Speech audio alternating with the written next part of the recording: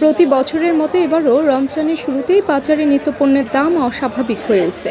বিশেষ করে আমিষ পণ্য, মাছ ও মাংস সহ সব ধরনের মশলার দামে আগুন লেগেছে।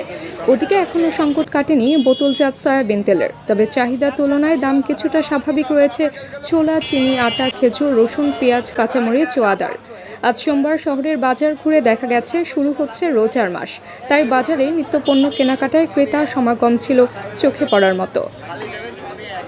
মাছ, মাংস, সবজির চাহিদা বেড়েছে স্বাভাবিকের তুলনায়। রোজার আগে কেজিতে ৩০ টাকা বেড়ে ১ কেজি গরুর মাংসের দাম ৭৫০ টাকায় বিক্রি হতে দেখা গেছে। খাসির মাংস এক লাফে ১০০ টাকা বেড়ে ১,১০০ টাকায় দাঁড়িয়েছে। একই সাথে দেশি মুরগি কেজিতে ১০০ টাকা বেড়ে ৬০০ টাকা, ব্রয়লার মুরগি কেজিতে ১০ টাকা বেড়ে ২৬০ টাকায় বিক্রি হচ্ছে। গত সপ্তাহের মতোই স্বাভাবিক রয়েছে সোনালী ও লেয়ার মুরগির দাম। বাজারে পর্যাপ্ত মাছের সরবরাহ থাকা সত্ত্বেও ছোট মাছের দাম কেজিতে ১০ থেকে ১৫ টাকা বাড়তি, আর বড় মাছের দাম তুলনামূলক স্বাভাবিক।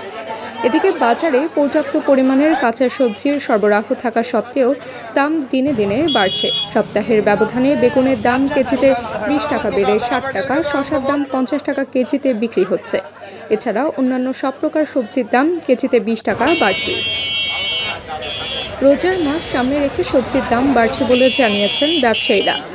আলু ৪০ টাকা, গাজর ৩০ টাকা, বেগুন ৬০ টাকা, পুষা ৫০ টাকা, ফুলকপি ১৫ টাকা, কলা বিক্রি হচ্ছে আপনার ২৫ টাকা, পেঁপো বিক্রি হচ্ছে ১৫ টাকা, টমেটো 10 টাকা, ধনে পাতা ৩০ টাকা কেজি। আর আপনার আলুর দামটা একটু বেশি, আলু বিক্রি হচ্ছে ১১০ টাকা পাল্লা। তবে দাম স্বাভাবিক রয়েছে আদা, রসুন, পেঁয়াজ ও কাঁচামরিচের দাম।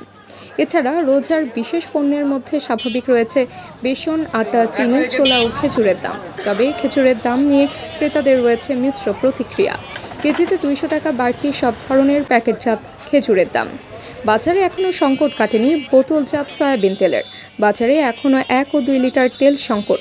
তবে ৫ লিটার সয়াবিন তেল কিনতে হলে ক্রেতাদের নিতে হবে বাড়তি পণ্য। তবে বাজারের দাম পরিস্থিতি স্বাভাবিক রাখতে নিয়মিত তদারকি চলছে বলে দাবি প্রশাসনের।